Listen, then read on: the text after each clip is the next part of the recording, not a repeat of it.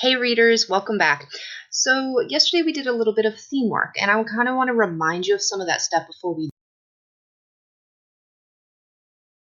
about like metaphors and how thinking about metaphors can lead us to thinking about lessons. Of course, you remember that a theme is a life lesson or kind of a moral of the story, something that we can learn and apply to our own lives.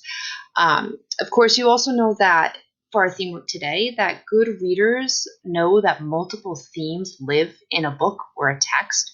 And so we're going to kind of take all that thinking and kind of work with today's lesson on that. Readers investigate how authors develop multiple themes in a text. You guys are pretty good at coming up with multiple themes. The trick for today is this word here, the how authors do it. So take a look at my example as I show you my thinking throughout the third wish.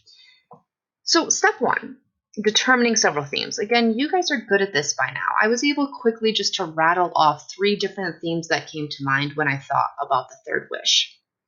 Step 2, again, is providing the text evidence.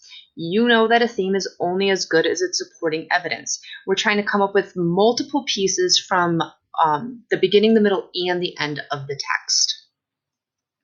Step 3 is where it gets a little bit trickier. As you can see, this is the how did the author develop the theme section. This is the part that takes a lot of thinking.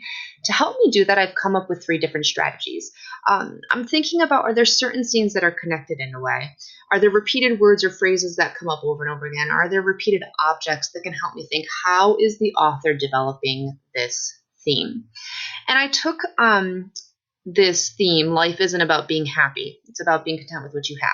And I thought about some of those strategies. And I thought that, with the first scene and the very last scene of the story, Mr. Peters is alone in both of those scenes. Throughout the middle, he's together with Lita, his wife, and things aren't quite what they're supposed to be. It's almost like as if he had just been content being alone, everything would have been fine.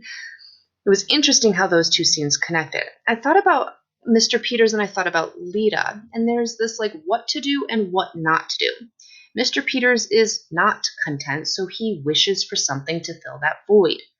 Lita is also not content, right? She longs to be with her sister, but she's also loving being the wife of Mr. Peters, but she says, no, just leave me in my position where I am. I'll stay discontent so that everything will be fine in other situations and circumstances. Mr. Peters is like a what not to do, and Lita is like a what to do. If we're thinking about life not being about happiness, but about being content. So in this particular theme, I really thought about different scenes that connected together to help me think how the author was developing this theme. Again, as readers today, as you read, you want to be thinking about developing multiple themes. Add on that text evidence. Then add the layer of how did the author do this? Was it certain scenes that were connected? Was it words or phrases or objects that were repeated over and over again or came up over and over again? As you think about these things, you're actually beginning to analyze how authors are developing multiple themes in a text. And that's your work today.